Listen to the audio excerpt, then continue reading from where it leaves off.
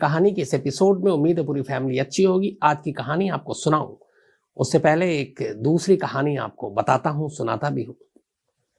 इंसानी लालच की कोई इंतहा नहीं होती। ये कहानी अभी आई है हरियाणा से, हरियाणा के करनाल के पास की कहानी है।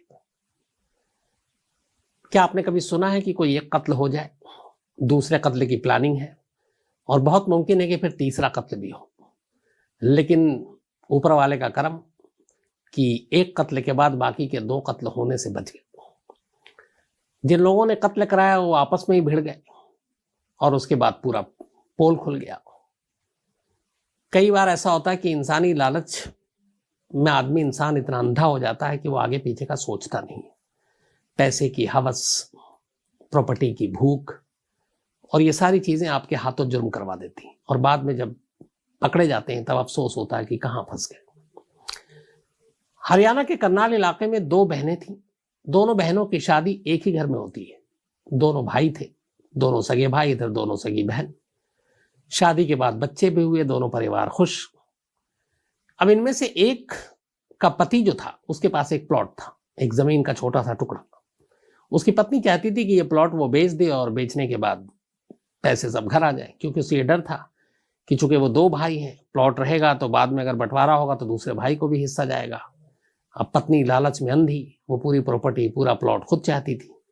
पति बेचना नहीं चाहता था कि बुरे वक्त में काम आएगा।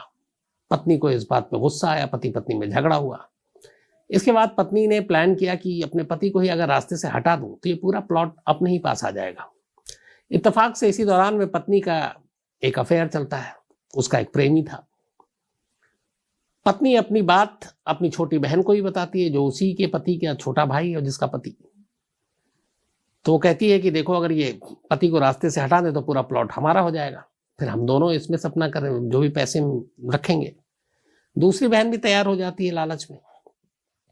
अब दोनों मिलकर, एक पत्नी जिसका प्रेमी था वो उसको बताती है कि देखो, अगर तुम मेरे पति को मार दोगे तो मैं तुमसे शादी कर लूंगी।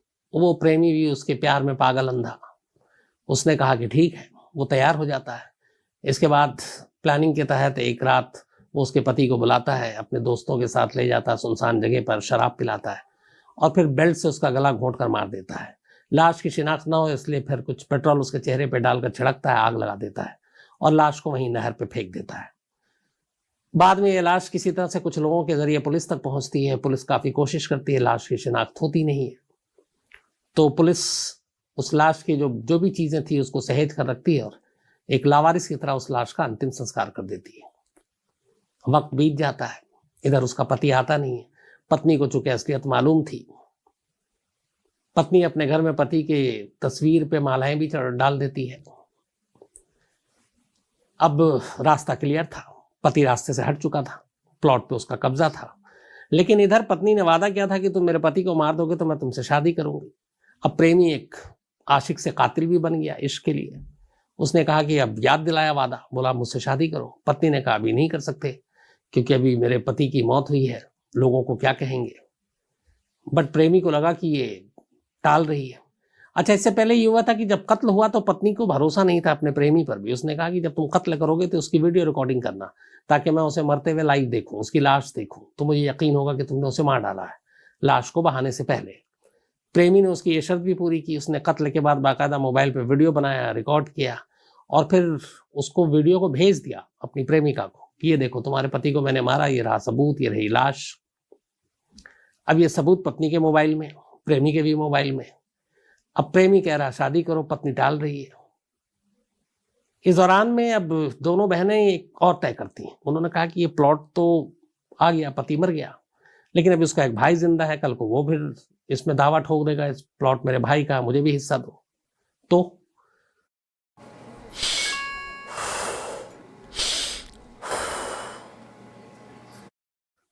अब दूसरी बहन भी तैयार हो जाती है, कहती जब बहन तूने अपने पति को निपटा दिया तो मेरे पति को भी निपटा दे, ताकि हम दोनों ही बचें प्लॉट के लिए। अब ये दोनों फिर तैयार हो जाती हैं। अब एक कत्ल के बाद दूसरे भाई के कत्ल की बारी। अब कत्ल किससे कराएं, इतनी हिम्मत इनमें थी नहीं खुद करें। फिर उन्होंने उस प्रेमी को पकड़ा, कहा कि हमारे पति को तुम कत्ल कर दो, एक तो कर ही चुके हो, और इसके बाद कोई रास्ता साफ है, तुमसे शादी करेंगे, आराम से रहेंगे। अब वो प्रेमी था, कातिल तो था नहीं, ना सीरियल किलर था। उसे लगा कि चलो इश्क में एक बार तो खून कर दिया, अब ये क्या है। उसने उससे कहा कि भाई मुझसे तो ये दोबारा कत्ल नहीं होगा और मैं नहीं करूंगा। अब दोनों बहनें इस बात से चिढ़ गईं, गुस्सा हो गईं। फिर उन्हें लगा कि ये राजदार तो है, कल को ये शादी के लिए भी पीछे पड़ रहा है, शादी उनको करनी नहीं थी, वो तो टालना था, अपना काम निकालना था। तो उन्होंने कहा अब क्या करें। तो उन्होंने कहा कि इससे पहले ये खतरा बने हम ही इसको रास्ते से हटा देते हैं। दोनों बहनें पुलिस स्टेशन पहुंच गई और जाके उन्होंने कहा कि मेरा पति गायब था, अब हमें पता चला मेरे पति को किडनैप किया है। और उन्होंने अपने ही प्रेमी का नाम बता दिया और साथ में मोबाइल का वो जो वीडियो उसने भेजा था सबूत के तौर पे कत्ल का, वो वीडियो भी दे दिया पुलिस को कि ये देखिए सबूत मेरे पास, उस शख्स ने मेरे पति का कत्ल किया है। उन्हें लगा फंसा देंगे, वो जेल चला जाएगा, रास्ता क्लियर। अब पुलिस को जैसे ही पता चला, पुलिस ने उसके प्रेमी को उठाया तो उसने कहा हाँ बिल्कुल सही है, मैंने कत्ल किया है, लेकिन कत्ल मैंने अपनी मर्जी से नहीं किया, कत्ल मैंने इन्हीं दोनों के कहने पर किया है। और इन्होंने वादा किया था कि ये मुझसे शादी करेगी और उनकी ये प्लानिंग थी। अब यहाँ उल्टा पड़ गया। दोनों बहनें ये समझती थी कि वो उनको फंसा देंगी, लेकिन प्रेमी और भी ज्यादा चालाक निकला। उसने अपना जुर्म तो कबूल किया, लेकिन साथ में उन दोनों पे भी डाल दिया कि इनके कहने पे कत्ल किया। अब पुलिस को पूरी कहानी सामने आई, दोनों बहनों को उठाया, पूछताछ की उन्होंने भी। अब वो भी पेशेवर मुजरिम तो थी नहीं, टूट गई। उन्होंने भी कहा हाँ हम एक प्लॉट के लिए हमने ये प्लानिंग की थी। तो इसके बाद अब वो दोनों भी जेल में। तो कुल मिलाकर लालच ने ये किया कि एक साथ अब 3 लोग जेल में हैं, एक शख्स इस दुनिया में नहीं है। लेकिन नसीब अच्छा था, अभी 2 कत्ल और होने थे, हुआ नहीं। एक तो प्रेमी ने दूसरा कत्ल करने से मना कर दिया और दूसरा वो कर लेता तो हो सकता था तीसरा कत्ल उसी प्रेमी का भी हो जाता। लेकिन ये सारी चीजें हुई नहीं। ये हरियाणा की कहानी थी, मैंने कहा आपसे शेयर करूं, क्योंकि इंसानी लालच के बारे में ऐसी चीजें जानना और समझना जरूरी है ताकि हम इससे बच सके और ऐसी चीजों से दूर रहें। बड़ा सिंपल सा तरीका है जिंदगी जीने का कि हमारे पास जितना कुछ है हमें उसी में सब्र करना चाहिए। वो एक पुरानी कहावत भी है, जितना आपका चादर है उतना ही पैर फैलाना चाहिए। तो अगर हमारी ख्वाहिशें अपने कंट्रोल में होती हैं, इंसान को कभी ख्वाहिशों का गुलाम नहीं होना चाहिए। हमारी जो ख्वाहिश है वो हमारी हैसियत और औकात के हिसाब से तो ज़रूर हम पूरी करें, और नहीं है तो फिर हमें उस तरफ सोचना और देखना नहीं चाहिए, क्योंकि वहीं से फिर जुर्म का सफ़र शुरू होता है।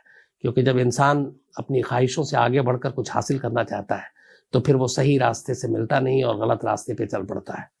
तो अगर लालच ना हो और हम जितना है उसमें खुश हैं, उतने में संतुष्ट हैं, तो फिर ये सारी चीज़ों से हम बच सकते हैं। तो इसीलिए ख्वाहिशों पे हमेशा अपने कंट्रोल किया करें।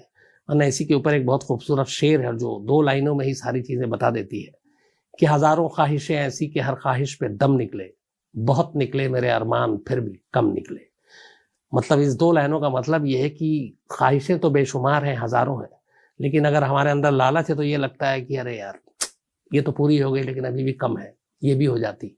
साइकिल है तो नहीं मोटरसाइकिल होती, मोटरसाइकिल है तो नहीं कार होती, कार होती तो नहीं फिर मर्सिडीज होती, मर्सिडीज है तो फिर BMW होती। तो इस तरह से ख्वाहिशों का अंत होता नहीं है। ये इस कहानी का पूरा निचोड़ है। अब आते हैं आज की कहानी के ऊपर।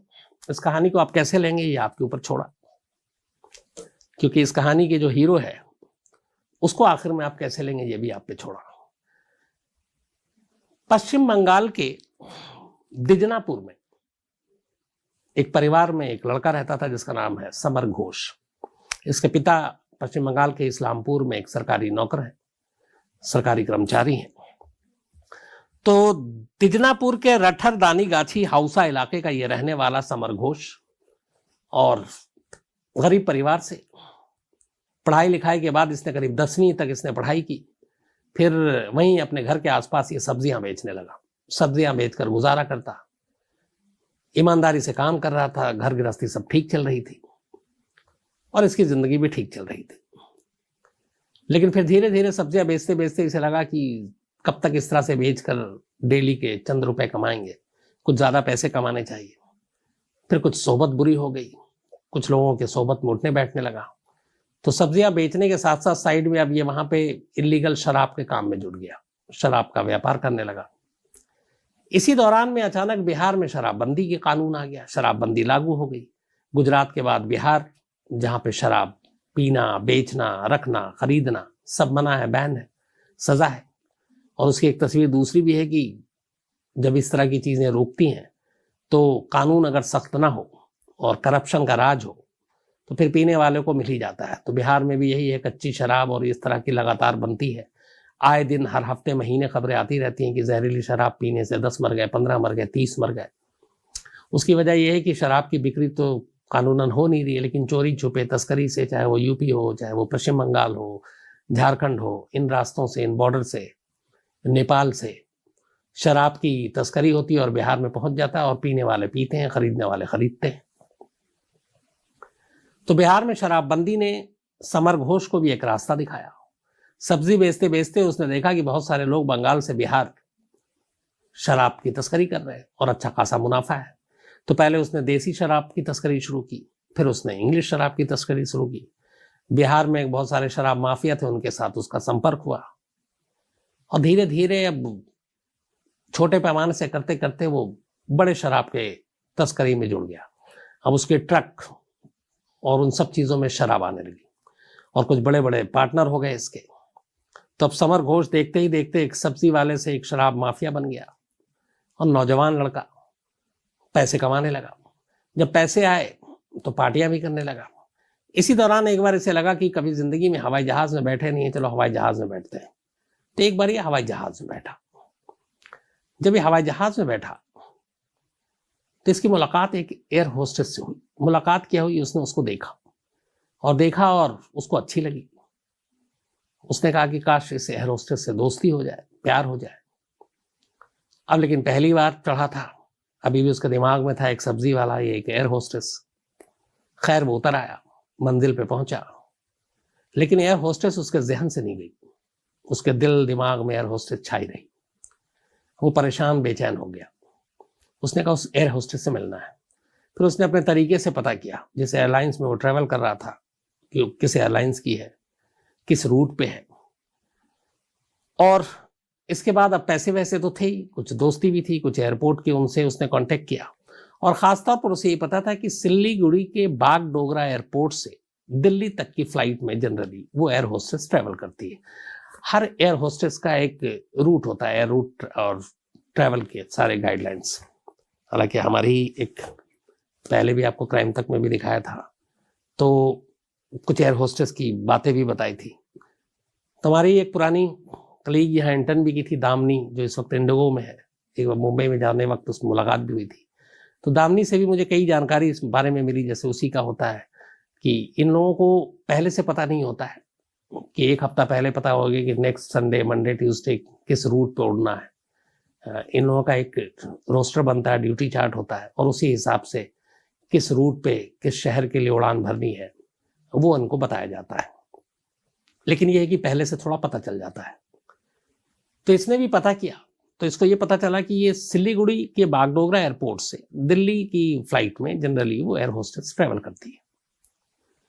अब जब एक दिन इसको पता चला कि नेक्स्ट डे इतने बजे की फ्लाइट है जिसमें ये होगी, अब एयरपोर्ट पहुंचा, लेकिन टिकट थी नहीं, क्योंकि एंड टाइम पे सारे इकोनॉमी टिकट बुक। तो पता चला कि बिजनेस क्लास का टिकट, बिजनेस सीट खाली है, वो महंगा होता है। अब इश्क का भूत ऐसा था कि इसने बिजनेस क्लास का टिकट ली, बैठ गया, एयर होस्टेस को देखा, मुलाकात हुई, बातचीत नहीं हुई। उसके बाद वो दिल्ली आया, दिल्ली में उतरा, वापस ट्रेन से फिर पहुंच गया अपने घर। इसके बाद इसका रूटीन हो गया। इसने 2019 से 2020 के दौरान सिल्लीगुड़ी के बागडोगरा एयरपोर्ट से नई दिल्ली के एयरपोर्ट तक एक साल में करीब 50 बार बिजनेस क्लास का टिकट लेकर उसी फ्लाइट में ट्रेवल किया, क्योंकि उसे उस एयर होस्टेस की झलक देखनी थी। 50 बार बिजनेस क्लास का टिकट लेकर। और बाकायदा कई बार ऐसा होता कि बिजनेस क्लास का टिकट नहीं है तो वो रिश्वत देता और कहता कि किसी तरह से आप कर दो, इमरजेंसी है। और वो इतनी बार बिजनेस क्लास में ट्रैवल किया कि एक बिजनेस क्लास के पैसेंजर को वैसे भी थोड़ी ज्यादा लोग भाव देते हैं, तो पैसे भी इतने देते हैं वो, तो मतलब खातिरदारी अच्छी होती है उनकी। तो वो बिजनेस क्लास में 50 बार ट्रैवल किया, सिर्फ एयर होस्टेस के लिए। अब 50 बार जब ट्रैवल किया, इत्तेफाक से इसी दौरान में कुछ बातचीत भी हुई और एयर होस्टेस को जब पता चला कि वो सिर्फ उसके लिए बिजनेस क्लास में ट्रैवल करता है, उसको कोई दिल्ली का कोई काम नहीं है, कोई मतलब नहीं है, न फ्लाइट से आने जाने का मतलब है, बल्कि सिर्फ उसके इश्क में वो इतना सफर कर रहा है, वो भी इंप्रेस हो गई। फिर उसे पता चला स्टाफ से कि वो बहुत खर्चा भी करता है, टिप भी देता है, तो वो एयर होस्टेस का भी उस पर दिल आ गया। इसके बाद अब दोनों में दोस्ती हुई, फिर प्यार हुआ। कहानी का क्लाइमेक्स ये है कि फिर दोनों ने शादी कर ली। वो एयर होस्टेस यूपी की है, यूपी की रहने वाली है, और इन दोनों ने फिर शादी कर ली। अब समर घोष का काम तो सब्जी बेचने से शुरू हुआ था, लेकिन वो शराब माफिया बन गया था। तो पैसे भी थे, तो वो खूब पार्टी करता, शादी भी कर ली उसने 50 बार बिजनेस क्लास में ट्रेवल करके, और अपना काम धंधा भी करता रहा।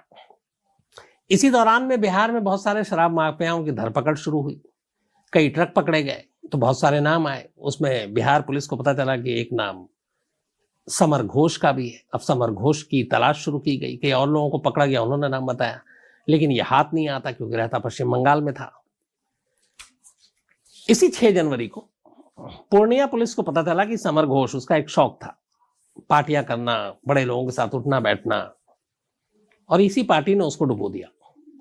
6 जनवरी को पुलिस को एक मुखबिर से खबर मिली कि समर घोष पूर्णिया में एक पार्टी करने वाला है, और उसमें उसके सारे दोस्त और शराब माफिया होंगे। पुलिस की टीम ने दबिश दी, और दबिश देने के बाद समर घोष को पकड़ लिया।